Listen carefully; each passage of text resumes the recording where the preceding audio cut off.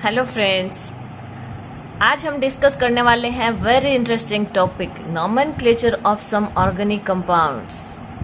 देखिए, जो अपना फोर्थ चैप्टर है कार्बन एंड इट्स कंपाउंड, उसके अंदर covalent bonding, allotrope of carbon, versatile nature, hydrocarbons and its nomenclature, functional group, इन चीज़ों की स्टडी कर चुके हैं और आज हम स्टडी करने वाले हैं नॉमेनक्लेचर की। तो देखिए, नॉमेनक्लेचर वही अपन कौन सा nomenclature, IUPAC nomenclature. IUPAC means international union of pure and applied chemistry. अब देखिए, नॉमेनक्लेचर में अपन चलते हैं सीधे। फंक्शनल ग्रुप अपन स्टडी कर चुके हैं, फिर भी देखिए लिखे हुए हैं फंक्शनल ग्रुप हैं इधर। यहाँ इनका प्रीफिक्स और सफिक्स, और यहाँ अपन बात करेंगे एग्जाम्पल्स की। तो देखिए, फर्स्ट है हेलोजन। तो हेलोजन के अंदर प्रीफिक्स लगाएंगे, मीन्स जब कार्बन सीरीज के अंदर हेलोजन अटैच्ड रहेगा तो अपन पहले हेलोजन को बोलेंगे और फिर अपनी कार्बन सीरीज की बात करेंगे। फॉर एग्जाम्पल, ये है 2 कार्बन एटम है, क्या कहेंगे, एथ कहेंगे। सिंगल बॉन्ड प्रेजेंट है कार्बन कार्बन एटम के मिड में, क्या कहेंगे, एथेन कहेंगे। अब क्लोरीन प्रेजेंट है तो अपन लगाएंगे प्रीफिक्स, पहले क्लोरीन को डिनोट करेंगे। कैसे करेंगे, जब क्लोरीन प्रेजेंट होता है तो क्लोरो बोलेंगे, ब्रोमीन है तो ब्रोमो, फ्लोरीन है तो फ्लोरो एंड आयोडीन है तो आयोडो, इस तरह से। तो देखिए, इसका नाम क्या हो जाएगा, क्लोरो। 2 कार्बन एटम है, एथ लगाएंगे। सिंगल बॉन्ड प्रेजेंट है, एन लगाएंगे, क्या नाम हो गया, क्लोरो इथेन नाम हो गया। सेकेंड एग्जाम्पल की बात करते हैं। 1 2 3 कार्बन एटम है, क्या लगाएंगे, प्रोप लगाएंगे। सिंगल बॉन्ड प्रेजेंट है कार्बन कार्बन एटम के मिड में, एन लगाएंगे। बट ब्रोमीन क्या है, ब्रोमीन को अपन प्रीफिक्स के रूप में लगाते हैं, तो कहाँ लगाएंगे, पहले लगाएंगे। तो ब्रोमो प्रोपेन हो जाएगा इसका नाम, ये मैं यहाँ लिख देती हूँ, क्या नाम हो जाएगा, ब्रोमो प्रोपेन हो जाएगा। अगर यहाँ पे फ्लोरीन अटैच्ड होता तो फ्लोरो प्रोपेन हो जाएगा। इस तरह से इनके नाम चलते हैं। बात करते हैं अल्कोहल ग्रुप की। तो देखिए, अल्कोहल ग्रुप क्या होता है, OH। ध्यान रहे, इसके अंदर सफिक्स लगाएंगे, प्रीफिक्स अपन सिर्फ हेलोजन में ही लगाएंगे, बाकी में सफिक्स लगाएंगे। तो देखिए, जब हेलोजन और ये अल्कोहल ग्रुप अटैच्ड होता है तो अपन सफिक्स क्या यूज करेंगे, ओल यूज करेंगे।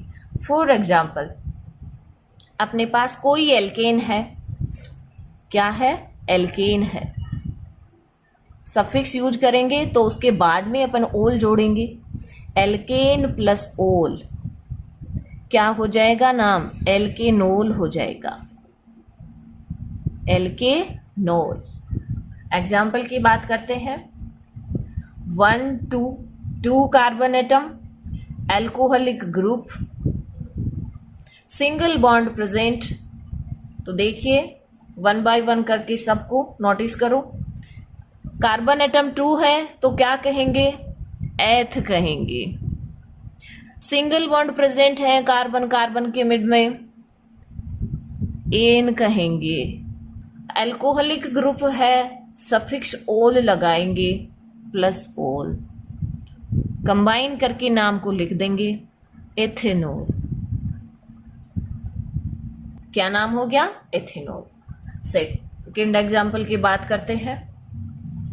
1 2 3 4 कार्बन एटम है, कार्बन कार्बन के मिड में सिंगल बॉन्ड प्रेजेंट है, अल्कोहलिक ग्रुप प्रेजेंट है, क्या कहेंगे, 4 कार्बन एटम है तो ब्यूट कहेंगे, ब्यूट।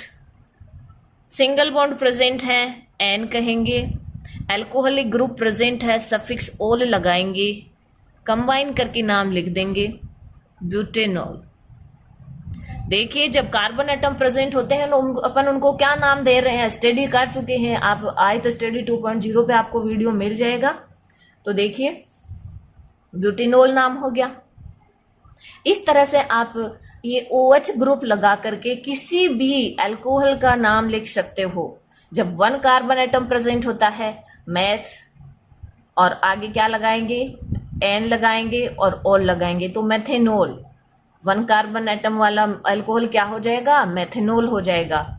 बात करते हैं सेकेंड फंक्शनल ग्रुप की, क्या है, एल्डिहाइड या C double bond OH group, और क्या लिख सकते हैं इसको, CHO भी लिख सकते हैं। सफिक्स यूज करेंगे, क्या यूज करेंगे, एल यूज करेंगे। क्या यूज करेंगे, एल यूज करेंगे। जैसे अगर अपना हाइड्रोकार्बन एल्केन है, एल्केन प्लस एल, क्या नाम हो जाएगा, एल्केनेल हो जाएगा। एग्जाम्पल की बात करते हैं, 1 2 कार्बन एटम प्रेजेंट है, एथ लगाएंगे, सिंगल बॉन्ड प्रेजेंट है। देखिए कार्बन कार्बन का अपन को सिंगल बॉन्ड देखना है, ये नहीं कि आप ये कह दोगे कि कार्बन और ऑक्सीजन के बीच में डबल बॉन्ड है, केवल कार्बन कार्बन का देखना है अपन को। तो सिंगल बॉन्ड प्रेजेंट है कार्बन कार्बन के, तो एथेन लगाएंगे। अपना फंक्शनल ग्रुप क्या है, एल्डिहाइड है, क्या सफिक्स यूज करेंगे, एल यूज करेंगे, प्लस एल, क्या हो जाएगा, एथेनेल हो जाएगा। देखिए डिफरेंस करिए अल्कोहल एंड एल्डिहाइड के मिड में, क्या लगाते हैं, सफिक्स ओल लगाते हैं, और एल्डिहाइड में एल लगाते हैं। बात करते हैं सेकंड एग्जांपल की, HC डबल बॉन्ड OH, इसको और क्या लिख सकते हैं, HCHO। तो देखिए क्या नाम दोगे, 1 कार्बन एटम है, मेथेन, एल्डिहाइड ग्रुप प्रेजेंट है, क्या हो जाएगा, सफिक्स एल हो जाएगा। नाम को कंबाइन करके लिख दो, मेथेनेल। ये क्या है, एल्डिहाइड ग्रुप है। नेक्स्ट एग्जाम्पल की बात करते हैं, 1 2 एंड 3 कार्बन एटम, क्या नाम देंगे, प्रोप। सिंगल बॉन्ड प्रेजेंट है, एन लगाएंगे। एल्डिहाइड ग्रुप प्रेजेंट है, एल लगाएंगे। कंबाइन करके नाम लिख देंगे, प्रोपेनेल। चलते हैं नेक्स्ट फंक्शनल ग्रुप पे, ketone, C double bond O, suffix क्या लगाएंगे, ओन लगाएंगे। तो देखिए हाइड्रोकार्बन एल्केन ले रहे हैं, तो एल्केन प्लस सफिक्स ओन, क्या नाम हो जाएगा, एल्केनोन नाम हो जाएगा, एल्केनोन। देखिए example, 1 2 and 3 carbon atom present है, ये कौन सा ग्रुप है, कीटोनिक ग्रुप है। अपन ने बात की थी कि ये नॉन टर्मिनल फंक्शनल ग्रुप है, सीरीज के मिड में प्रेजेंट होता है। ये कैसा है, टर्मिनल फंक्शनल ग्रुप है, सीरीज के लास्ट में प्रेजेंट होता है।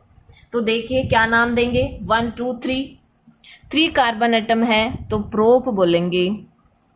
कार्बन कार्बन के मिड में सिंगल बॉन्ड प्रेजेंट है, एन कहेंगे। कीटोनिक ग्रुप प्रेजेंट है, सफिक्स ऑन लगाएंगे और कंबाइन करके नाम लिख देंगे, प्रोपेनोन। चलते हैं नेक्स्ट फंक्शनल ग्रुप पे, कार्बोक्सिलिक एसिड। क्या फंक्शन फॉर्मूला होता है, C double bond OH, suffix क्या लगाएंगे, ओइक एसिड। तो देखिए ओइक एसिड किस तरह से लगाएंगे, अपन हाइड्रोकार्बन एल्केन ले रहे हैं, तो alkane plus oic acid, combine करके नाम लिख देंगे, तो हो जाएगा एल्केनोइक एसिड, एल्केनोइक एसिड। जो भी अपन एल्केन यूज करेंगे उसके आगे ओइक एसिड सफिक्स लगा देंगे।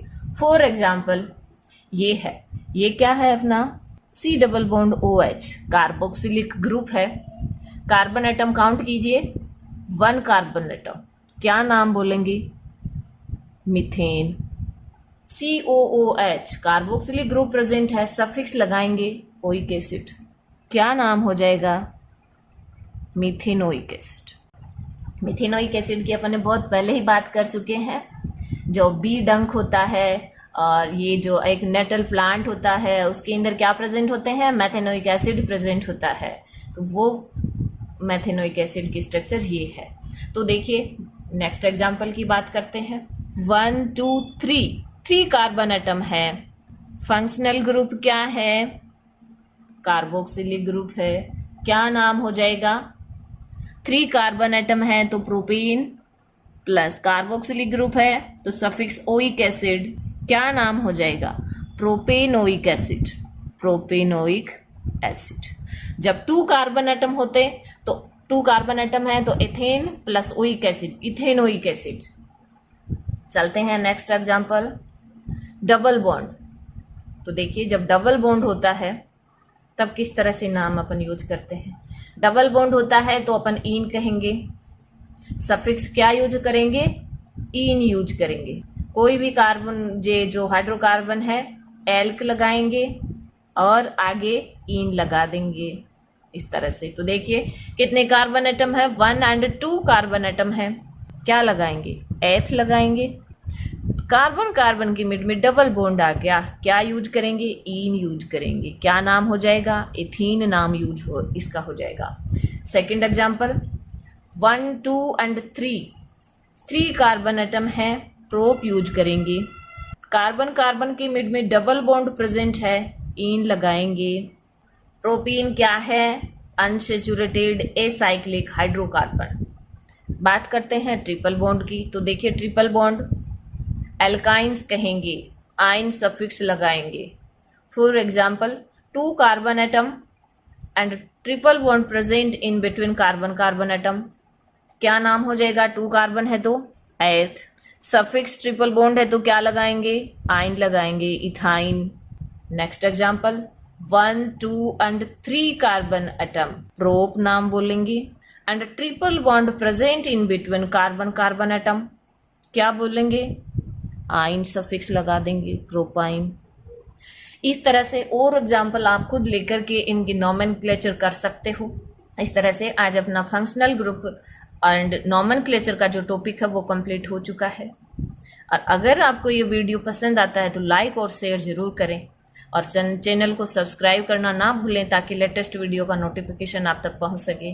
Thank you. हेलो फ्रेंड्स, आज हम डिस्कस करने वाले हैं होमोलोगस सीरीज। तो देखिए होमोलोगस सीरीज क्या होती है। होमो का मीन्स होता है सेम, होमो का मीन्स क्या होता है, सेम होता है। तो देखिए चलते हैं।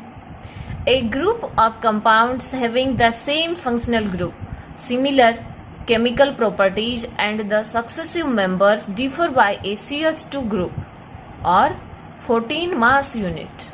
तो देखिए क्या होती है होमोलोगस सीरीज, यानी जब कंपाउंड सेम फंक्शनल ग्रुप रखता है और जब सेम फंक्शनल ग्रुप रखता है और उसके जो सक्सेसिव मेंबर्स हैं, जब कार्बन एटम 1 है, कार्बन एटम 2 है, कार्बन एटम 3 है, लेकिन फंक्शनल ग्रुप क्या है, सेम है, तो वो क्या होती है, होमोलोगस सीरीज होती है।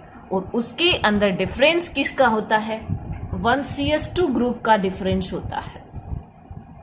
किसका डिफरेंस होता है, 1CH2। और यहाँ लिखा हुआ है 14 मास यूनिट, इसका क्या मीन्स है। तो देखिए जो अपना कार्बन होता है उसका एटॉमिक मास कितना होता है, 12 होता है। हाइड्रोजन का एटॉमिक मास 1 होता है, 2 हाइड्रोजन एटम है तो 2 हो गया, कितना हो गया, 14।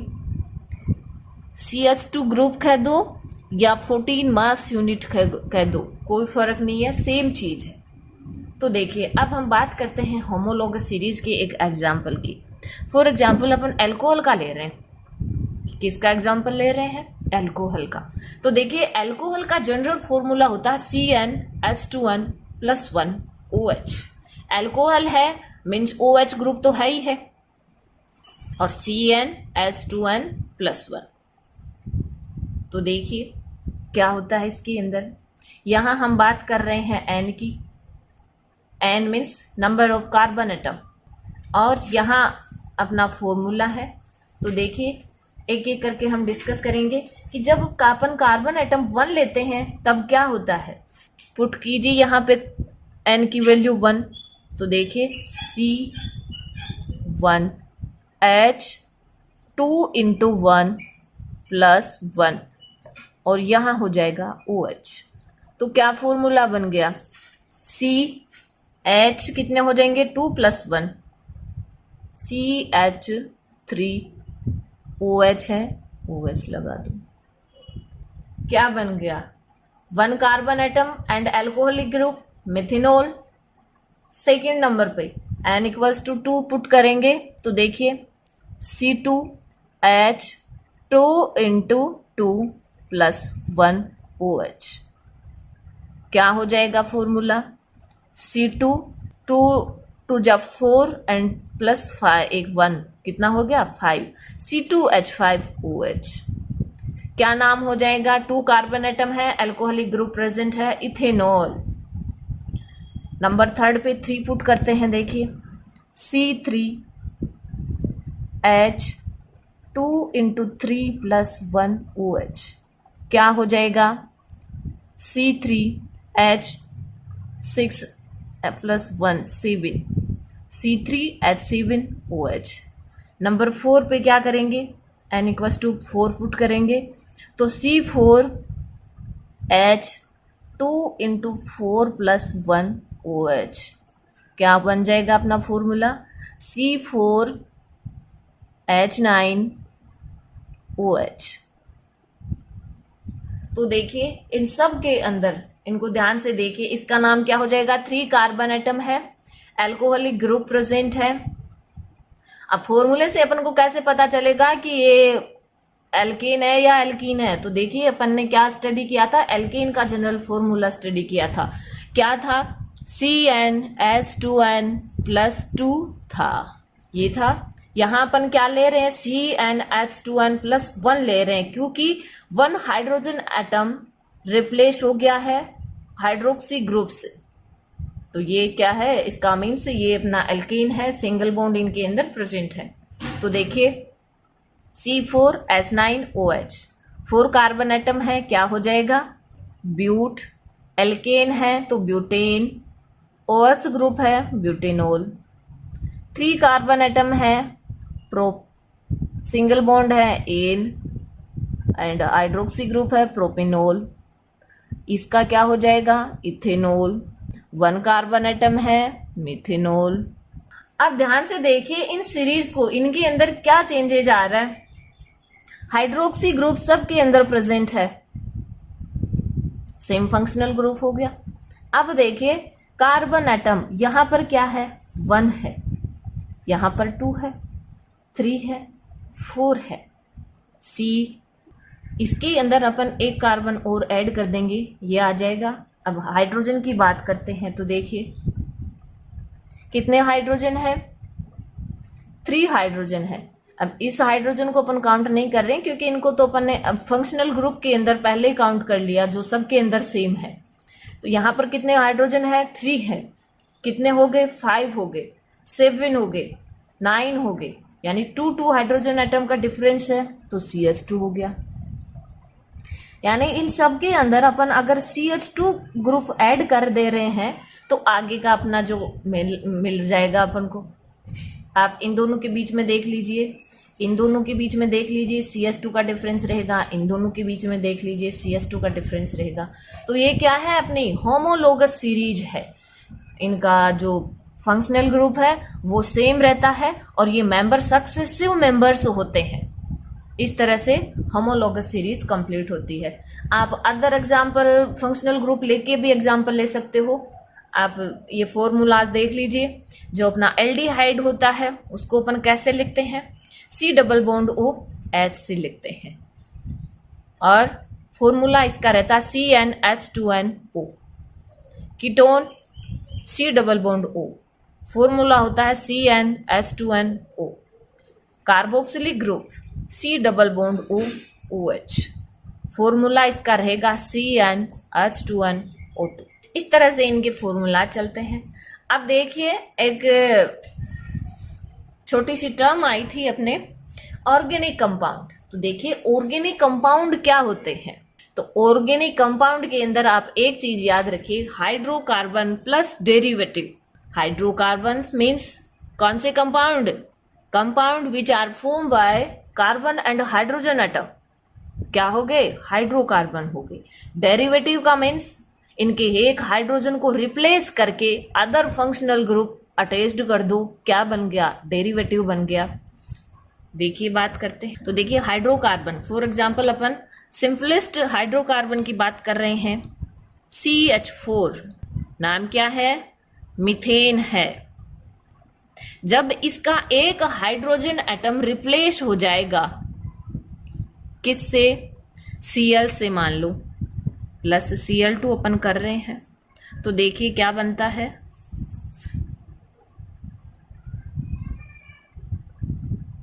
Cl। एक हाइड्रोजन रिप्लेस हो गया, क्या अटैच्ड हो गया? Cl अटैच्ड हो गया।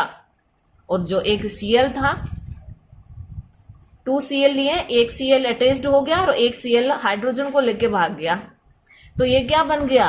ये इसका हाइड्रोकार्बन्स का डेरिवेटिव बन गया। इसका अपन क्या नाम दे देंगे? देखिए हैलोजन ग्रुप है तो प्रीफिक्स लगाएंगे क्लोरो। 1 कार्बन एटम है, मीथेन लगा देंगे, क्लोरोमीथेन। सेकेंड एग्जाम्पल और लेते हैं। देखिए 2 कार्बन एटम ले रहे हैं, क्या है? हाइड्रोकार्बन है, कार्बन और हाइड्रोजन से बना हुआ है, नाम क्या हो जाएगा? इथेन हो जाएगा। 2 कार्बन एटम है, सिंगल बॉन्ड है तो इथेन।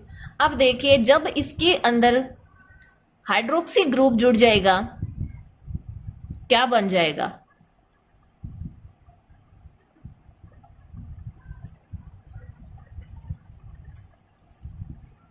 आप ध्यान से देखिए, 1 hydrogen atom replace by hydroxy group, hydroxy group attached हो गया, क्या बन गया? अल्कोहल बन गया।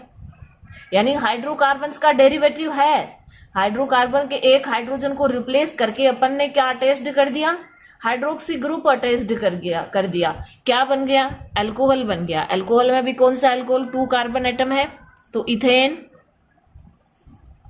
हाइड्रोक्सी ग्रुप है तो ओल लगा देंगे, प्लस ओल, क्या बन गया? इथेनॉल बन गया। और भी बहुत सारे फंक्शनल ग्रुप हैं जिनको अपन इनके हाइड्रोजन के साथ रिप्लेस कर देंगे तो वो क्या बन जाएंगे? डेरिवेटिव बन जाएंगी। तो ये अपने क्या होते हैं? ऑर्गेनिक कंपाउंड्स होते हैं। तो आप यही याद रखिए कि organic compounds means hydrocarbon plus derivative. और देखिए केमिस्ट्री की एक ब्रांच होती है जिनके अंदर ये ऑर्गेनिक कंपाउंड्स की स्टडी होती है और उस ब्रांच को अपन क्या कहेंगे? ऑर्गेनिक केमिस्ट्री कहेंगे। क्या कहेंगे? ऑर्गेनिक केमिस्ट्री कहेंगे।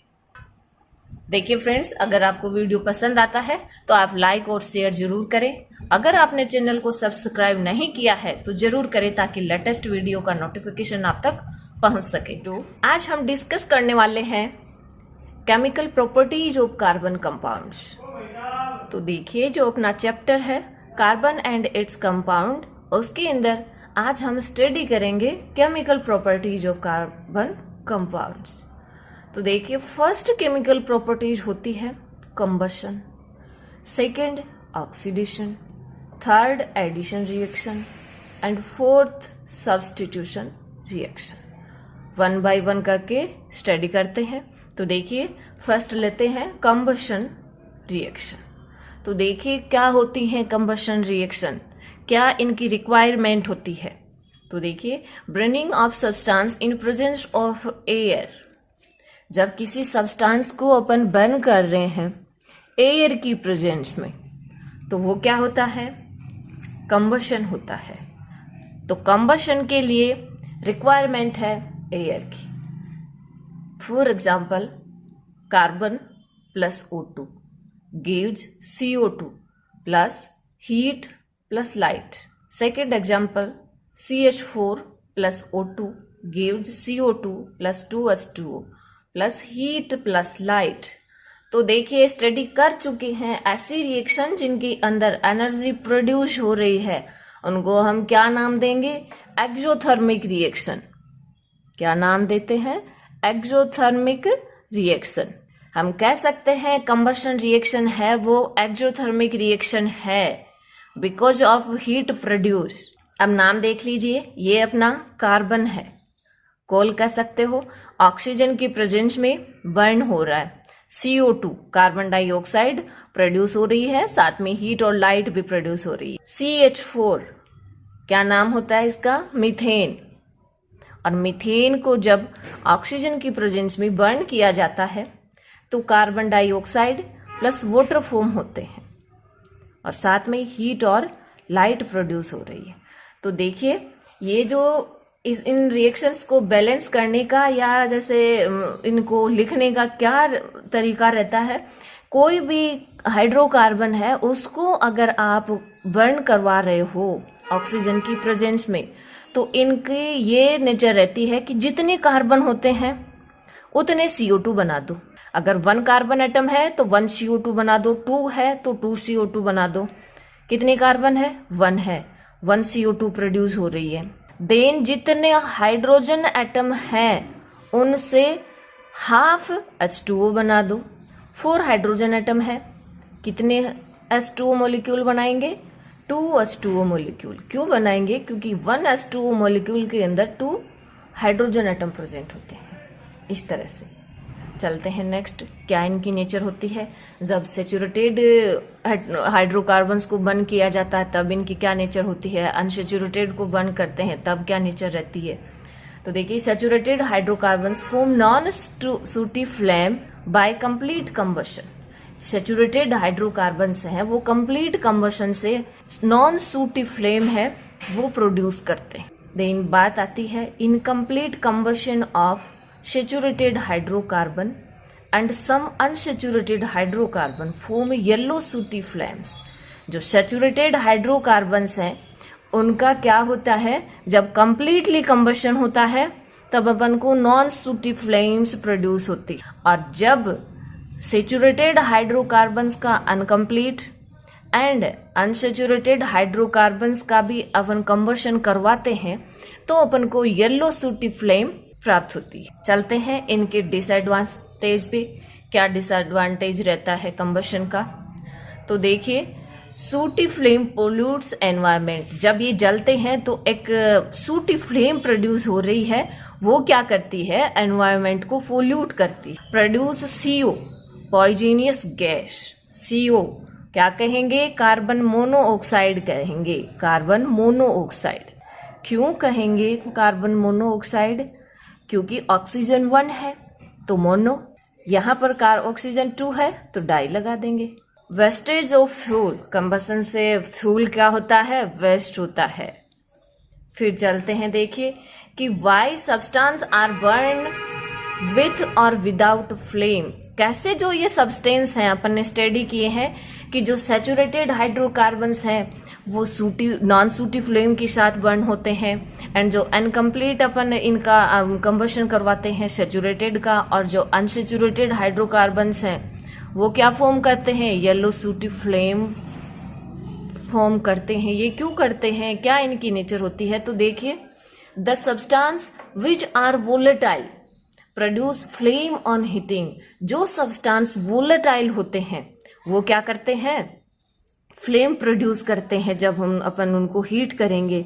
Non volatile substance do not produce flame. जो नॉन वोलेटाइल सब्सटेंस हैं वो फ्लेम प्रोड्यूस नहीं करेंगे। अब हम बात करेंगे ये नॉन सूटी फ्लेम ये क्या होती हैं। तो देखिए जब भी अपन बर्न कर रहे हैं तो एक जैसे एक तो शुरू में इधर आउटर लेयर किसकी बनती है, ब्लू फ्लेम्स की बनती है, और ये क्या होती है, नॉन सूटी किस कलर की होती है, ब्लू फ्लेम्स होती हैं। एंड जो सूटी फ्लेम्स होती है वो येलो ऑरेंज होती है, और जो अनबर्न्ड कार्बन है वो कैसी फ्लेम देता है, वो ब्लैक कलर में दिखता है अपन को। तो देखिए ये जो ब्लू या नॉन सूटी है ये कौन से हाइड्रोकार्बन्स देंगे, saturated hydrocarbons. And yellow orange कौन देंगे, सूटी फ्लेम्स ये देंगे। या तो अपन अनकम्प्लीट सैचुरेटेड हाइड्रोकार्बन्स का अनकम्प्लीट कंबशन करवा रहे हैं, या फिर कौन देंगे, अनसैचुरेटेड हाइड्रोकार्बन्स देंगे। और जो अनब्रेंट कार्बन होगा वो क्या देगा, वो ब्लैक फ्लेम देगा अपन को। इस तरह से ये अपना में कंबशन जो रिएक्शन है एक इम्पोर्टेंट रिएक्शन है। और क्या रिक्वायरमेंट होती है इसके लिए ऑक्सीजन रिक्वायरमेंट है। और ध्यान रखिए ये एक एक्सोथर्मिक रिएक्शन है। चलते हैं सेकेंड नेचर पे, ऑक्सीडेशन रिएक्शन। तो देखिए ऑक्सीडेशन रिएक्शंस क्या होती है, आप नाम से ही आपको कुछ पता चल रहा है, addition of oxygen and removal of hydrogen. तो addition of oxygen to any substance और the substance which help to add oxygen are known as oxidizing agent। यानी जब किसी सब्सटेंस से ऑक्सीजन का एडिशन होता है और हाइड्रोजन का रिमूवल होता है तो हम कह सकते हैं कि सब्सटेंस है वो ऑक्सीडाइज्ड हो गया। अब इसके लिए जो सब्सटेंस हम यूज करेंगे उनको हम कह देंगे ऑक्सीडाइजिंग एजेंट। फॉर एग्जाम्पल हम बात कर रहे हैं CH3CH2OH, क्या है, इथेनॉल है। क्यों है, क्योंकि हाइड्रोक्सी ग्रुप प्रेजेंट है फंक्शनल ग्रुप के रूप में। तो क्या है, इथेनॉल है। 2 कार्बन एटम है तो एथ, और सिंगल बॉन्ड है एथेन, और हाइड्रोक्सी ग्रुप है तो एथेनॉल। इसका अपन ऑक्सीडेशन करवा रहे हैं, किसकी प्रेजेंस में करवा रहे हैं, एल्कोहलिक KMnO4। तो देखिए एल्कोहलिक KMnO4 क्या हो गया, यहाँ पे ऑक्सीडाइजिंग एजेंट हो गया। और ये एक स्ट्रॉन्ग ऑक्सीडाइजिंग एजेंट है, ये किसी भी सब्सटेंस का ऑक्सीडेशन कर सकता है।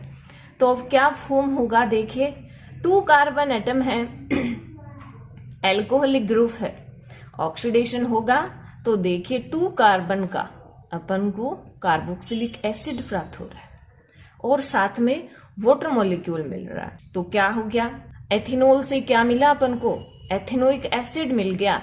इसके अंदर 1 ऑक्सीजन एटम है जबकि एसिड के पास में 2 ऑक्सीजन एटम है। तो क्या हो गया, ऑक्सीडेशन हो गया इसका। इस तरह से ये ऑक्सीडेशन चलता है। तो ध्यान से देखिए ये ऑक्सीजन है, इसने क्या किया है, इसके साथ क्या हुआ, इसने हाइड्रोजन मॉलिक्यूल फॉर्म किया है। कहां से किया है, ये हाइड्रोजन एटम, यानी एथेनॉल से ऑक्सीजन ऐड हुई है और हाइड्रोजन का क्या हुआ है, रिमूव हुआ है। तो ऑक्सीडेशन रिएक्शन। चलते हैं नेक्स्ट केमिकल प्रॉपर्टीज पे। थर्ड केमिकल प्रॉपर्टीज है एडिशन रिएक्शन। अपन केमिकल रिएक्शन एंड इक्वेशन के अंदर स्टडी कर चुके हैं इन रिएक्शंस को। देखिए एडिशन रिएक्शन मीन्स क्या हो रहा है, ऐड होंगे कुछ ना कुछ। The reaction in which atom or groups of atom are added on double bond or triple bond are called addition reaction। जब किसी रिएक्शन के अंदर डबल बॉन्ड और ट्रिपल बॉन्ड पे एटम्स का या ग्रुप ऑफ एटम्स का एडिशन होता है तो हम कह सकते हैं कि एडिशन रिएक्शन है। फॉर एग्जाम्पल हम बात करेंगे RC double bond CR R ये R। तो देखिए कार्बन कार्बन के मिड में डबल बॉन्ड प्रेजेंट है। ये R क्या है, ये एल्किल ग्रुप है। स्टडी कर चुके हैं हम एल्किल ग्रुप की। ये कोई एल्किल ग्रुप होते हैं, जब लॉन्ग सीरीज होती है तो उनको R से शो कर लेते हैं। अब देखिए ये क्या, इसको क्या कहते हैं, जब कार्बन कार्बन के मिड में डबल बॉन्ड प्रेजेंट हो एंड एल्किल ग्रुप प्रेजेंट हो तो उनको अपन वेजिटेबल ऑयल कहते हैं। क्या कहते हैं, वेजिटेबल ऑयल कहते हैं। Plus H2 in presence of nickel platinum palladium. और क्या मिल रहा है, डबल बॉन्ड हट जाएगा और इनकी जगह एक एक हाइड्रोजन का एडिशन हो जाएगा। देखिए किस तरह से होता है, RC सिंगल बॉन्ड CR। यानी जब एक डबल बॉन्ड टूटता है तो 2 वैलेंसी क्या होंगी, वैकेंट होंगी। और उन 2 वैलेंसीज पे अपन को किसी ना किसी एटम को ऐड करना होगा। फॉर एग्जाम्पल हम हाइड्रोजन का ऐड कर रहे हैं, किसकी प्रेजेंस में कर रहे हैं, निकिल प्लेटिनम पैलेडियम। ये जो मेटल्स होती हैं ये कैटालिस्ट का काम करती हैं। बात आती है कि कैटालिस्ट क्या होते हैं। तो जो कैटालिस्ट होते हैं उनकी प्रेजेंस में रिएक्शन की रेट है वो इंक्रीज हो जाती है और रिएक्शन के एंड में अपन को कैटालिस्ट वैसे के वैसे मिल जाते हैं। इनकी स्ट्रक्चर में या इनके कंपोजिशन में कोई चेंजेज नहीं आता है। तो देखिए ये अपना क्या है, वेजिटेबल ऑयल है। और जब वेजिटेबल ऑयल का अपन हाइड्रोजिनेशन यानी उसके अंदर हाइड्रोजन ऐड कर देते हैं तो क्या मिलता है, वेजिटेबल घी मिलता है अपन को। ये अपने वेजिटेबल घी की स्ट्रक्चर है, ये वेजिटेबल ऑयल की स्ट्रक्चर है। ये अपना अनसेचुरेटेड हाइड्रोकार्बन्स है। क्यों है, क्योंकि कार्बन कार्बन के मिड में डबल बॉन्ड प्रेजेंट है। ये अपना सेचुरेटेड हाइड्रोकार्बन्स है, यानी एडिशन रिएक्शन के अंदर अपन को अनसेचुरेटेड हाइड्रोकार्बन्स से सेचुरेटेड हाइड्रोकार्बन मिल रहे हैं। किसकी प्रेजेंस में मिल रहे हैं, कैटालिस्ट निकिल प्लेटिनम या पैलेडियम की प्रेजेंस में अपन को मिल रहे हैं। एक एग्जाम्पल मैं और लेती हूं, देखिए आप आसानी से समझिए। फॉर एग्जाम्पल कार्बन कार्बन के मिड में ट्रिपल बॉन्ड प्रेजेंट हैं तो हम कैसे हाइड्रोजन ऐड कर पाएंगे। देखिए ये एक वैलेंसी फ्री है, कोई भी ग्रुप हो सकता है, इनके ऊपर मैं R लिख देती हूं।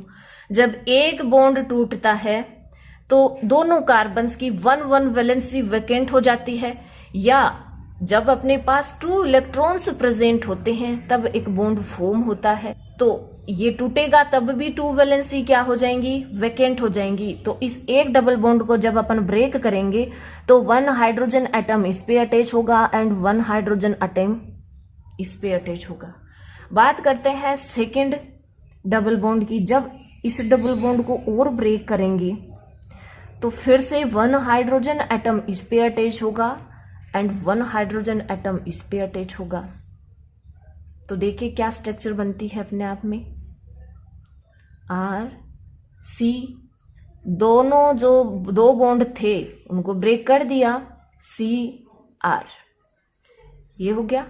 रही बात हाइड्रोजन्स की, इसके पास 2 हाइड्रोजन एटम आए हैं, 2 हाइड्रोजन एटम ऐड कर दीजिए। इसके पास भी 2 हाइड्रोजन एटम ऐड कर दीजिए। कितने हाइड्रोजन रिक्वायर हुए अपने को, 1 2 3 4, 2H2 किसकी प्रेजेंस में होती हैं, निकिल।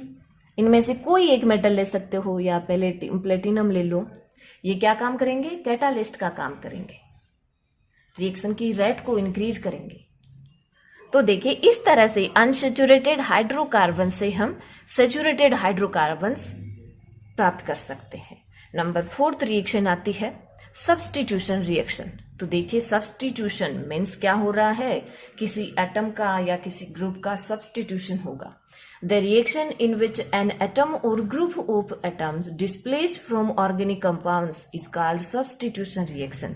जब किसी रिएक्शन के अंदर एटम का या ग्रुप ऑफ एटम डिस्प्लेस हो रहे हैं तो वो रिएक्शन क्या होती है, सब्स्टिट्यूशन रिएक्शन होती है।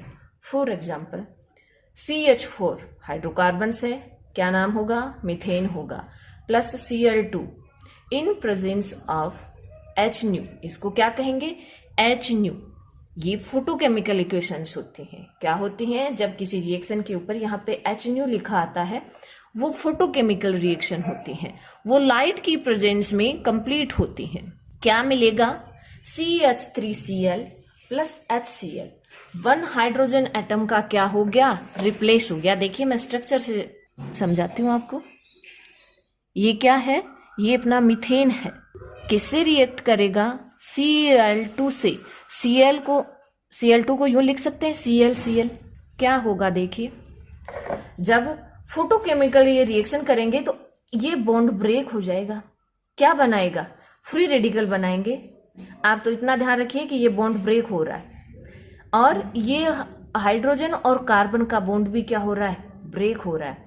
तो जो 1Cl है वो तो हाइड्रोजन के साथ निकल जाएगा एंड सेकेंड Cl इस कार्बन के साथ अटैच हो जाएगा। तो अपने को क्या जो प्रोडक्ट मिल जाएंगे, CH3Cl एंड HCl मिल जाएंगे। इसको क्या कहेंगे, क्लोरोमीथेन कह देंगे और ये अपना हाइड्रोक्लोरिक एसिड है ही। फिर देखिए ये फोटोकेमिकल रिएक्शंस होती हैं जब इनकी अपन को जो आगे से आगे इनका क्या होता जाता है, सब्स्टिट्यूशन होता जाता है। तो देखिए जो CH3Cl है इससे भी अगर अपन Cl2 की रिएक्शन करवाते हैं फोटोकेमिकल या लाइट की प्रेजेंस में, तो ये जो हाइड्रोजन एटम है वो भी सब्स्टिट्यूशन हो जाएगा A1Cl से, तो क्या प्राप्त हो जाएगा CH2। देखिए एक Cl पहले से था, 1Cl और आ जाएगा तो Cl2 और प्लस HCl। देन फिर से अपन इसका फोटोकेमिकल इक्वेशन करवाते हैं, तो फिर से क्या हो सकता है, 1 हाइड्रोजन एटम इससे और रिप्लेस हो सकता है, किससे, Cl से। तो देखिए CH 1 हाइड्रोजन एटम और रिमूव हो गया और Cl3 और क्या हो जाएगा साथ में HCl। फिर से अगर रिएक्शन करवाएंगे तो 1 जो हाइड्रोजन एटम रिमेनिंग है ये भी क्या हो जाएगा, रिप्लेस हो जाएगा। क्या मिल जाएगा Cl4। भाई कार्बन को क्या चाहिए, उसकी 4 वैलेंसी कंप्लीट चाहिए जो हो रही है। तो देखिए अब इन एटम्स को अपन या जो प्रोडक्ट अपन को मिल रहे हैं इनका अपन क्या नाम देंगे, ये क्या हो जाएगा, क्लोरीन 2 है तो डाइक्लोरोमीथेन हो जाएगा। क्या नाम हो जाएगा, डाइक्लोरोमीथेन हो जाएगा। मोनो, डाई, ट्राई ये क्यों देते हैं नाम, जब ये 1 एटम होता है तो मोनो 2 होता है, तो डाई 3 होते हैं, तो ट्राई 4 होते हैं, तो टेट्रा। अब इसको क्या नाम देंगे, ट्राइक्लोरोमीथेन। क्या नाम दे देंगे, ट्राइक्लोरोमीथेन। इसका एक नाम और भी है क्लोरोफो। अब देखिए इसको क्या नाम दोगे, CCl4 कार्बन टेट्राक्लोराइड। क्या हो जाएगा, कार्बन टेट्राक्लोराइड। इस तरह से जो कार्बन एंड इट्स कंपाउंड हैं उनके अंदर अपन ने केमिकल प्रॉपर्टीज पढ़ी हैं कार्बनिक इनकी कंपाउंड्स की। तो ये होते हैं केमिकल प्रॉपर्टीज इनकी। फर्स्ट रिएक्शन क्या थी, कंबशन, सेकंड पे क्या थी, ऑक्सीडेशन, एंड थर्ड पे क्या थी, एडिशन रिएक्शन, और फोर्थ पे है सब्स्टिट्यूशन रिएक्शन। तो देखिए अगर आपको वीडियो पसंद आता है तो आप लाइक और शेयर जरूर करें और चैनल को सब्सक्राइब करना ना भूलें ताकि लेटेस्ट वीडियो का नोटिफिकेशन आपको मिल सके। Thank you. आज हम डिस्कस करने वाले हैं सम ऑर्गेनिक कंपाउंड्स, और सम ऑर्गेनिक कंपाउंड में फर्स्ट एग्जांपल है आपके इथेनॉल। और इथेनॉल को हम क्या कहते हैं, इसका फॉर्मूला क्या होता है, CH3CH2OH। OH ये ग्रुप क्या है, ये फंक्शनल ग्रुप है और कौन सा है, एल्कोहलिक ग्रुप है। ऑल सफिक्स लगाते हैं। तो देखिए it is liquid at room temperature. Room temperature पे इथेनॉल क्या होता है, लिक्विड होता है। It is also called alcohol and is the active ingredient of alcoholic drinks. तो देखिए जो एथेनॉल है इसको हम क्या कहेंगे, इनको हम सिंपली अल्कोहल्स भी कह सकते हैं। क्यों कह सकते हैं, क्योंकि ये इसकी जो नेचर है या इसकी इम्पोर्टेंस है इथेनॉल की एक अल्कोहलिक ग्रुप के अंदर एक अलग ही है, इसलिए इसको हम अल्कोहल भी नाम दे सकते हैं। It is used in medicines. इनका यूज ड्रिंक्स के साथ साथ में, ये जो अल्कोहलिक ड्रिंक्स होते हैं उनके अंदर एथेनॉल प्रेजेंट होता ही होता है, और इनका यूज मेडिसिन्स के अंदर भी हम करते हैं। क्यों करते हैं, क्योंकि जो इथेनॉल है वो गुड सॉल्वेंट होता है। सॉल्वेंट का मीन्स क्या होता है कि जब किसी सोल्यूट को हम किसी सॉल्वेंट के अंदर डिजोल्व करेंगे तो अपना क्या बन जाता है, सॉल्यूशन बन जाता है। तो देखिए ये क्या होता है, किसी सोल्यूट के लिए गुड सॉल्वेंट का काम करेगा, कौन, इथेनॉल। इसलिए इसको हम मेडिसिन्स के अंदर भी यूज करते हैं, such as tincture iodine and cough syrup. इनके अंदर ये इथेनॉल है वो प्रेजेंट होता है। अब देखिए बात करते हैं इनकी रिएक्शंस की, कैसे वो एथेनॉल वो रिएक्शन करता है। तो देखिए 2Na किसी मेटल एटम के साथ हम रिएक्शन करवा रहे हैं इथेनॉल की, किसके साथ, मेटल के साथ। तो देखिए जब मेटल के साथ हम रिएक्शन करवाएंगे इथेनॉल की तो क्या प्रोड्यूस होता है, 2Na प्लस 2CH3CH2OH। क्या है ये, इथेनॉल है, गिव्स 2CH3CH2ONa प्लस H2। ये इसकी एसिडिक नेचर को शो करता है। ये रिएक्शन है, ये अल्कोहल की एसिडिक नेचर को शो करेगा। कोई आपको कहे कि एथेनॉल के एसिडिक नेचर की बारे में कुछ बताइए, तो ये रिएक्शन उसी की है। अब देखिए किस तरह से ये रिएक्शन होती है। इसके अंदर कौन सा बॉन्ड ब्रेक होता है? OH बॉन्ड ब्रेक होता है इस तरह से। और अपन ने 2 एथेनॉल मॉलिक्यूल लिए हैं, तो ये देखिए 2H रिमूव होंगे तो ये तो बनाएंगे H2, और 2 सोडियम मेटल लिए हैं और 2 ही इथेनॉल है, तो ये जो OH बॉन्ड ब्रेक हुआ है, जहां से हाइड्रोजन क्या हुआ है, रिमूव हुआ है, वहां पे ये सोडियम मेटल अटैच्ड हो जाएगी। तो क्या मिल जाएगा अपन को? Sodium ethoxide. इसको क्या कहेंगे? सोडियम, और ये जो आयन है CS3CH2O-, इसको क्या कहेंगे? एथोक्साइड कहेंगे। 2 कार्बन एटम है तो एथोक्साइड। इस तरह से ये इसकी एसिडिक नेचर की रिएक्शन होती है मेटल के साथ। देन बात करते हैं reaction to give unsaturated hydrocarbons, यानी एथेनॉल से हम अनसेचुरेटेड हाइड्रोकार्बन कैसे प्राप्त करते हैं। तो देखिए CH3CH2OH in presence of hot concentrate H2SO4, CH2 double bond CH2 plus H2O। ये क्या है? एथेनॉल है। अपन को क्या प्राप्त करना है? अनसेचुरेटेड हाइड्रोकार्बन, मीन्स ऐसा हाइड्रोकार्बन जिसकी कार्बन कार्बन के मिड में डबल बॉन्ड प्रेजेंट हो। तो क्या मिल गया? CH2 डबल बॉन्ड CH2, क्या नाम होता है? एथीन होता है, और साथ में वाटर मॉलिक्यूल। तो इसके अंदर जो कंसंट्रेट H2SO4 है वो क्या काम करेगा? डिहाइड्रेटिंग एजेंट का काम करेगा, मीन्स एक हाइड्रोजन एटम को रिमूव करेगा। तो आप रिएक्शन के अंदर ये जो कंसंट्रेट H2SO4 है, इसकी नेचर हमेशा ही ये रहेगी कि ये सब्सटेंस से वाटर मॉलिक्यूल को क्या करेगा? रिमूव करेगा। तो देखिए CH3CH2OH है, तो OH तो ये रहा, और 1 हाइड्रोजन एटम इससे रिमूव हो जाएगा CH3 से। किस तरह से? देखिए हम इसको इस तरह से लिख लेते हैं, CH2H CH2H OH। ये वाटर मॉलिक्यूल रिमूव हो जाएगा। किसकी प्रेजेंस में रिमूव होता है वाटर मॉलिक्यूल?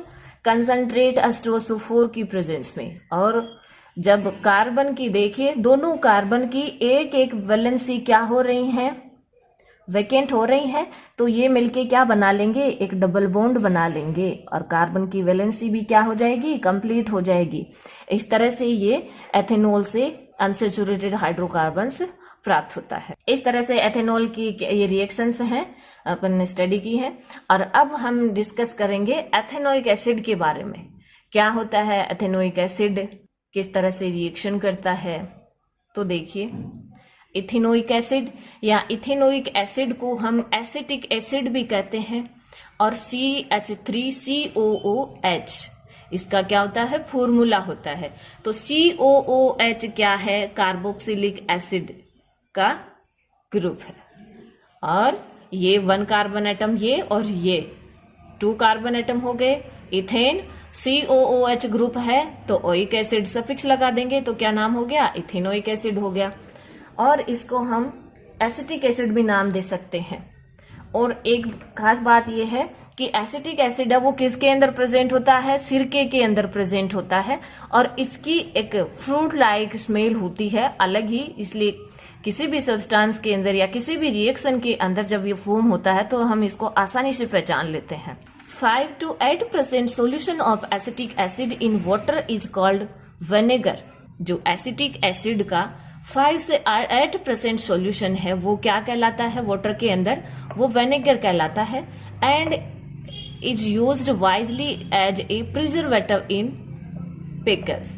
प्रिजर्वेटिव के रूप में एसिटिक एसिड का यूज होता है। कौन से का? जो 5 से 8% सॉल्यूशन बना रहे हैं अपन वाटर के अंदर, और उसको नाम क्या देते हैं? विनेगर। और इसका यूज प्रिजर्वेटिव के रूप में होता है। The melting point of pure ethanoic acid is 290 kelvin and hence it often freezes during winter in cold climates, so its name is glacial acetic acid। क्या नाम और दे सकते हैं इसको? Glacial acetic acid. अब देखिए ये तो इसकी जनरल सी बात होती है। अब हम इसकी रिएक्शंस के बारे में स्टडी करेंगे और एक बहुत ही इंपॉर्टेंट रिएक्शन है एस्टरीफिकेशन। एस्टरीफिकेशन, तो देखिए क्या होता है एस्टरीफिकेशन रिएक्शन के अंदर। जब हम एथेनोइक एसिड की रिएक्शन करवाते हैं एथेनॉल से तो क्या मिलता है, एस्टर फॉर्म होता है। और जब एस्टर फॉर्म होता है तो इस रिएक्शन को हम क्या नाम देंगे, एस्टरीफिकेशन नाम देंगे। तो देखिए एक इसमें ये रिएक्शन के अंदर अपन एरो, सिंगल एरो लगाते हैं, लेकिन यहाँ पे अपन ने ये इस तरह से एरो लगाया है। क्यों लगाया है, क्योंकि ये एरो होता है रिवर्सिबल रिएक्शन का, यानी ये रिएक्शन क्या होती है, रिवर्सिबल होती है। जब ये इसकी जो अमाउंट है वो मिलती है तो ये वापस भी रिवर्स हो सकती है। ये रिएक्शन एस्टर से हमको एथेनोइक एसिड एंड एथेनॉल भी मिल सकते हैं। तो देखिए किस तरह से ये रिएक्शन होती है। एथेनोइक एसिड है और ये अपना एथेनॉल है।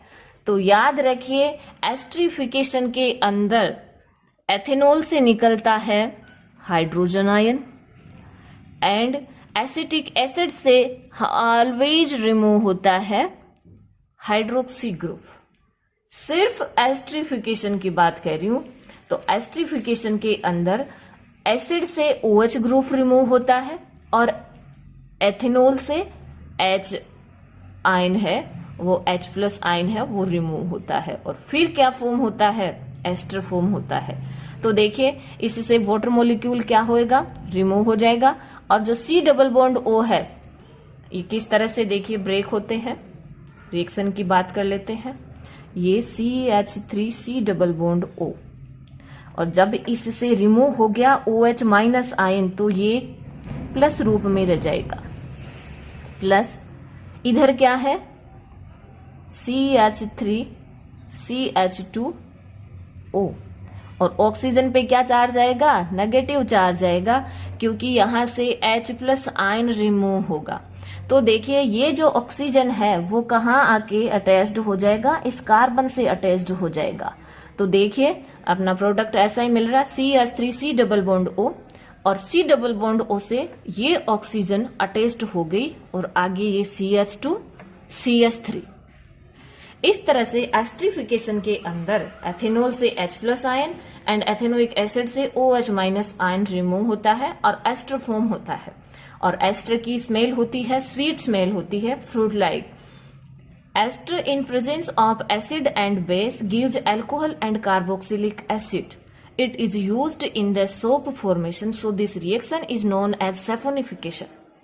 बहुत इंपॉर्टेंट चीज है कि जो एस्टर है जब इसको हम एसिड या बेस की प्रेजेंस में रिएक्ट करवाते हैं तो ये क्या प्राप्त होता है, अपन को कार्बोक्सिलिक एसिड एंड अल्कोहल फिर से मिल जाते हैं।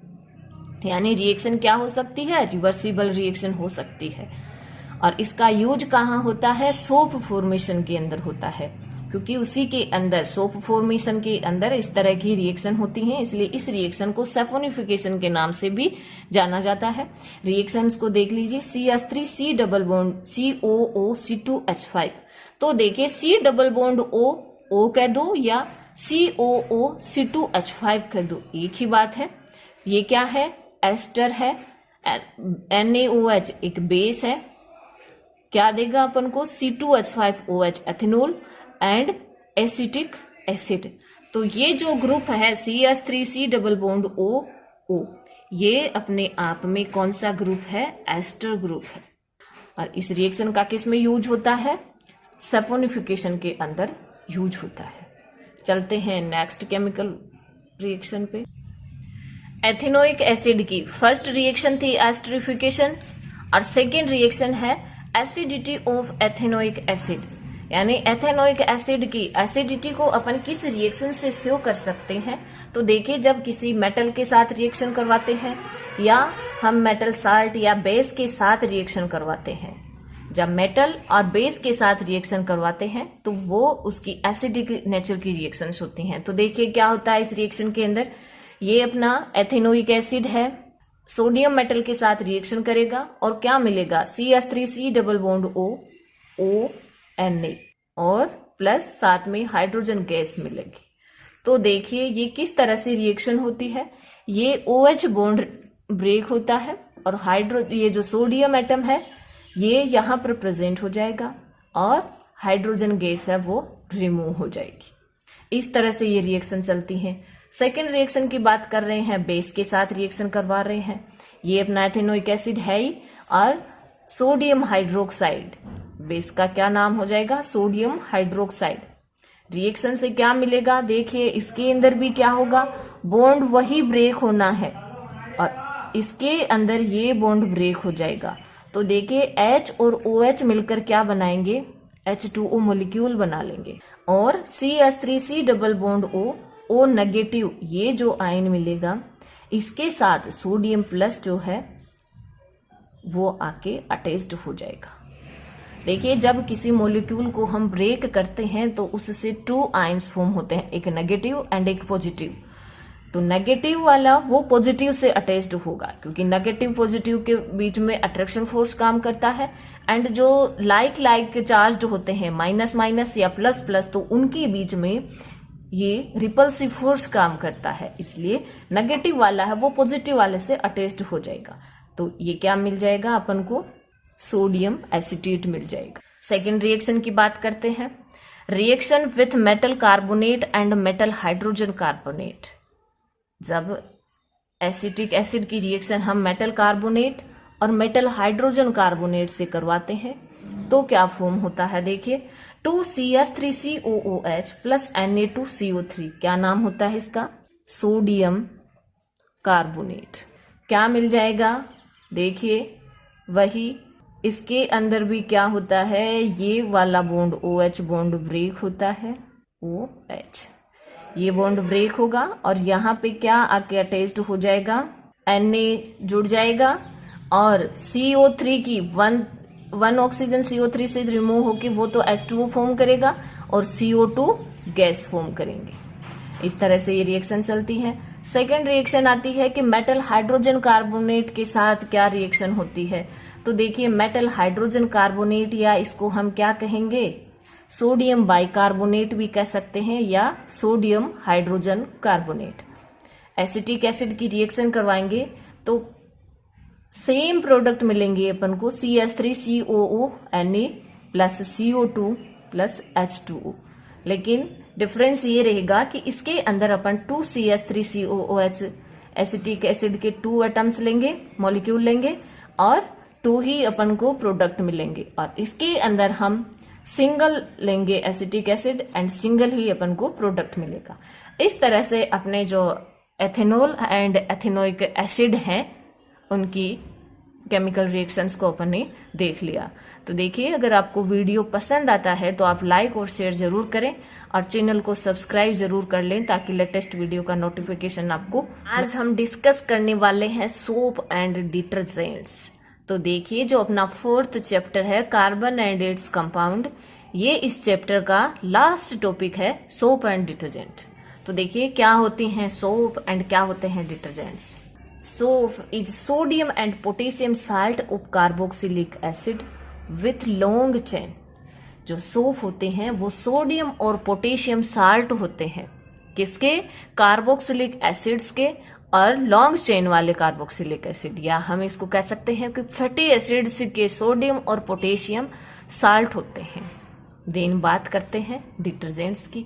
तो देखिए डिटर्जेंट्स आर अमोनियम और sulphonate salt of carboxylic acid with long chain. Difference देखिए, सोप क्या होते हैं, सोडियम और पोटेशियम साल्ट, और डिटर्जेंट्स क्या होते हैं, अमोनियम और सल्फोनेट साल्ट। क्या होते हैं, अमोनियम और sulphonate salt of carboxylic acid. यानी फैटी एसिड या जो कार्बोक्सिलिक एसिड चेन है वो दोनों में सेम है, लॉन्ग चेन का यूज करेंगे। सोप के अंदर सोडियम और पोटेशियम यूज करेंगे और डिटर्जेंट के अंदर ammonium and sulphonate ion use करेंगे। किस तरह से ये फॉर्म होते हैं देखिए, एक फैटी एसिड्स का एग्जांपल लेके चलते हैं। C17H35 COOH एक एग्जाम्पल फैटी एसिड का है C15H31 COOH। इसको कहते हैं स्टीरिक एसिड। स्टीरिक एसिड ये होता है पामिटिक एसिड। जब एसिड की रिएक्शन हम बेस के साथ करवाते हैं, ले रहे हैं NaOH। सोप की बात कर रहे हैं, उसके अंदर कह रहा है कि सोडियम और पोटेशियम साल्ट हो रहे हैं, तो इसमें ले रहे हैं KOH। अब देखिए क्या होता है इन दोनों के अंदर, ये बेस से रिमूव होता है OH minus ion and acid से रिमूव होता है H प्लस आयन। क्या फॉर्म हो जाएगा? C17 H35 COONA। क्या फॉर्म हो गया? एसिड और बेस रिएक्शन करके ऑलवेज सॉल्ट फॉर्मेशन करते हैं, तो ये क्या है? एक साल्ट है। किसका साल्ट है? स्टीरिक एसिड का, यानी फैटी एसिड, लॉन्ग चेन वाले कार्बोक्सिलिक एसिड का साल्ट है। कौन सा साल्ट है? सोडियम अटेस्ट है, तो सोडियम साल्ट हो गया। Sodium salt of fatty acid. Fatty acid कर दो, कार्बोक्सिलिक एसिड कर दो, एक ही बात है। इसके अंदर देखिए क्या होएगा, वही एसिड से H रिमूव होगा एंड बेस से OH रिमूव होगा, हाइड्रोजन मॉलिक्यूल रिमूव हो जाएगा और क्या सब्सटेंस मिलेगा? C15H31 COONA, यानी पामेटिक एसिड का पोटेशियम साल्ट। Na नहीं आएगा, पोटेशियम हाइड्रोक्साइड ले रहे हैं तो पोटेशियम आएगा। तो ये क्या हो गया?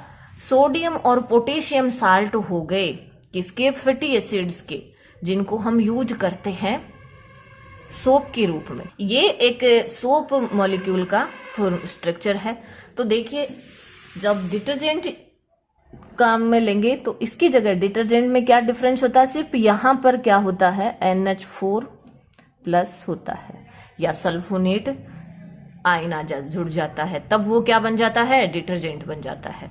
अब देखिए जो C17H35 है, इसको हम ये लॉन्ग चेन से शो कर रहे हैं, और ये COO नेगेटिव और Na पॉजिटिव, इसको क्या लिख सकते हैं? C17H35 and COONA। ये क्या है? एक सोप मॉलिक्यूल की स्ट्रक्चर है।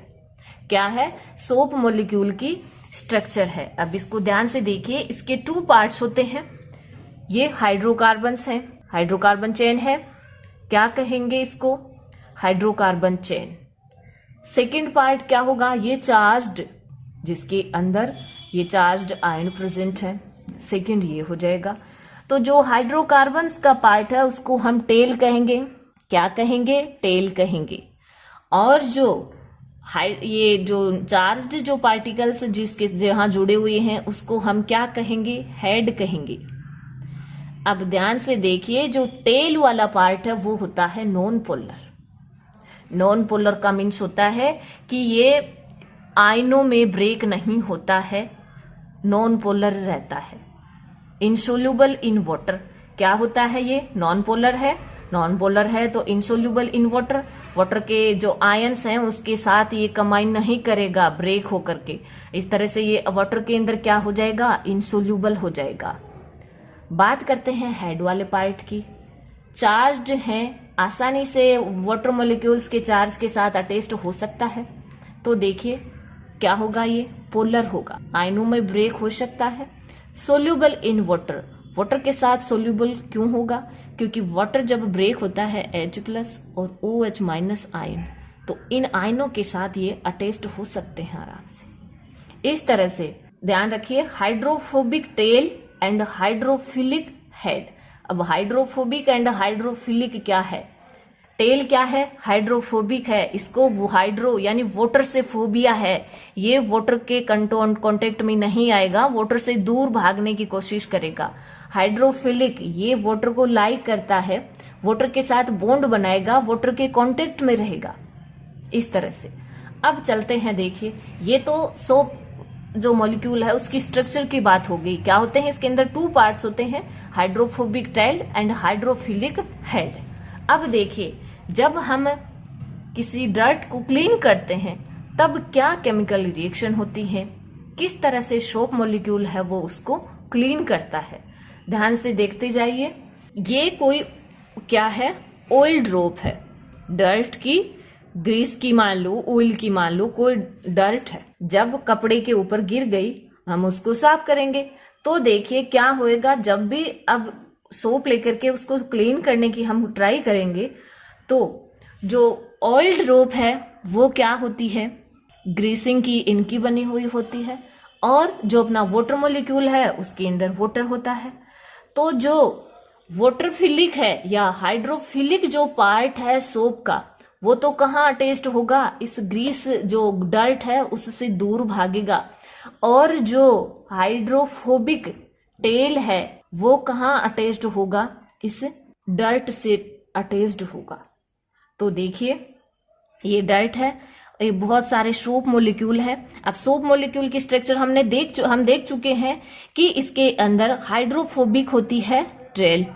वो किस से अटैच होगी, वो इस डर्ट से अटैच होगी। क्यों होगी, क्योंकि वो हाइड्रोफोबिक है, वो वाटर से अवॉइड होने की कोशिश करेगी, तो ये अटैच्ड हो जाएगी डर्ट से। एंड जो हाइड्रोफिलिक हेड पार्ट है वो वाटर के कांटेक्ट में रहेगा। क्यों, क्योंकि हाइड्रोफिलिक है। इस तरह से ये आउटर साइड में तो क्या हो जाएंगे, हाइड्रोफिलिक पार्ट हो जाएगा, और इनर साइड में क्या हो जाएगा, हाइड्रोफोबिक। ये हाइड्रोकार्बन्स पार्ट है पूरा का पूरा, तो ये क्या है, हाइड्रोफोबिक है। इस तरह से सोप मॉलिक्यूल है एक एग्रीगेट करके एक बना लेते हैं स्ट्रक्चर, और इस स्ट्रक्चर को हम क्या नाम देंगे, मिसेल्स नाम देंगे। क्या नाम देंगे, मिसेल नाम देंगे। तो देखिए जब अब ये तो अपना मिसेल फॉर्मेशन हुआ है, कैसे एक उस डर्ट के चारों तरफ ये जो सोप मॉलिक्यूल की hydrophobic tell and hydrophilic head है वो स्ट्रक्चर बनाते हैं। फिर हम क्या करेंगे, उसको हैजिस करेंगे या कई बार उसको पीटते हैं। वॉशिंग मशीन के रोटर के अंदर जब वो रोटेशन करता है तो ये जो मॉलिक्यूल है इनका बॉन्ड क्या हो जाता है, वीक हो जाता है, और जो डर्ट है वो वीक होकर के बॉन्ड टूट जाता है और डर्ट साफ हो जाती है, अपने कपड़े से क्लीन हो जाती है। इस तरह से सोप मॉलिक्यूल क्या करता है, क्लीनिंग करता है। अब देखिए मिसेल्स की डेफिनेशन देख लीजिए।